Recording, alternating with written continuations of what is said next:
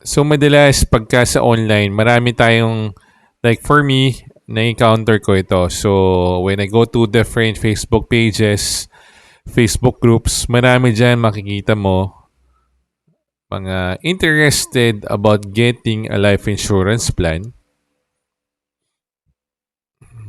And right away, they'll share, ito yung age ko, I'm 30 years old, I'm a male, non-smoker, wala naman ako sakit and everything. Magkano po? Bigyan mo ko ng quote. Can I get a quote for term insurance? Can I get a quote for critical illness?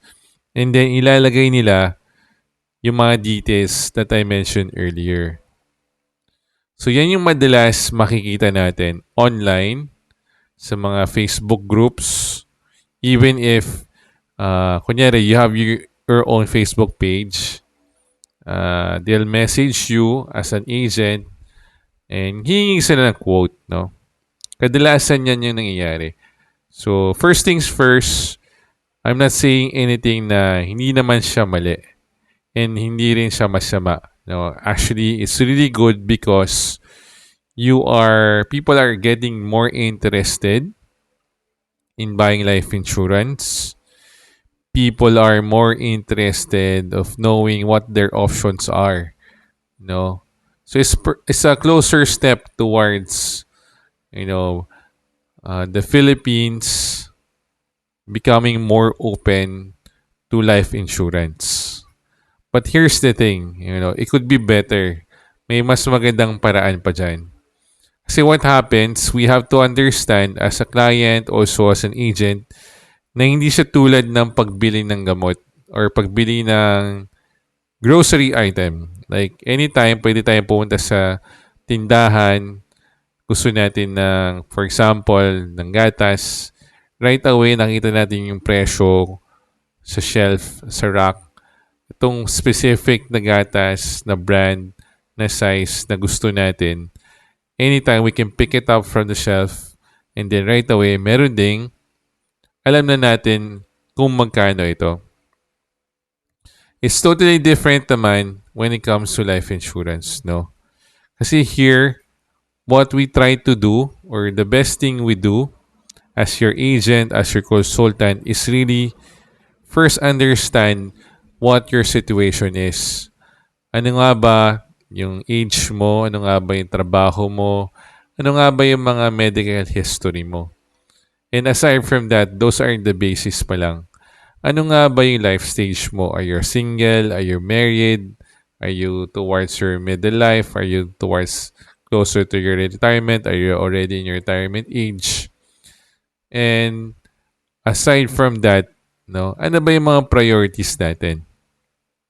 Is it mainly for income protection? Is it for health funding in case na magkaroon ng critical illness? Or is it for education planning? Or for retirement talaga? So those are the different consideration that we have to make and we have to actually talk about. And this doesn't happen right away. Madalas kasi gusto lang parang humihingi ng quotation pagbili ng supply, quotation sa pagbili ng materials. Hindi po talaga ganun, no? The best way is to spend time, understand na ano ba yung company ni Joseph? Ano ba yung company that this agent is representing? Understand if that company is, first of all, legitimate. Is it allowed to sell life insurance here in the Philippines? Second, does this have a good reputation as a company? And third, most important is, does this company have the capacity to deliver its promise?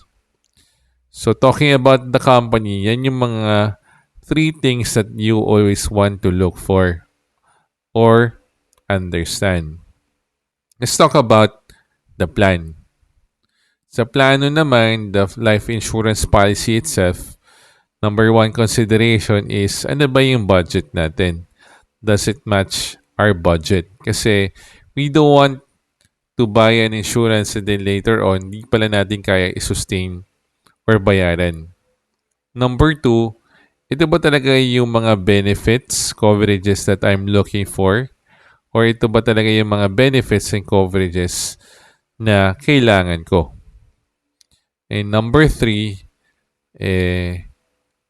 ito ba talaga yung plan na I'm willing to stick to for the next 5 years to 10 years, or do I really understand what this plan or how this plan works? Kasi madalas nagmamadali tayo, no, mukhang naabala tayo kuminsan, no. Pero it's really something that we have to take time to study, to understand.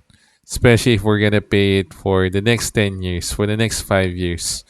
And it's a long-term investment talaga. Lastly, who is the agent that I'm working with?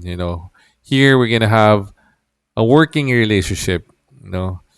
Gusto natin bagay or a good fit yung client and advisor. So in the long run, he'll be or she'll be the person that will be servicing you as an agent. Kung nandiyan ba siya, present ba siya, he's available. And does that agent give you the quality of recommendation or information na you require as a client? So, let's try to do it the better way. Spend time, give it at least 30 minutes. Yan yung pinaka-minimum, I would say, just to understand the product, the company, and the agent na gusto natin makasama throughout this journey of having a life insurance. So sana meron kayo natutunan. Sana this had give you more idea of how life insurance works. So don't forget to like, follow, and subscribe to my channel to know more about life insurance here in the Philippines.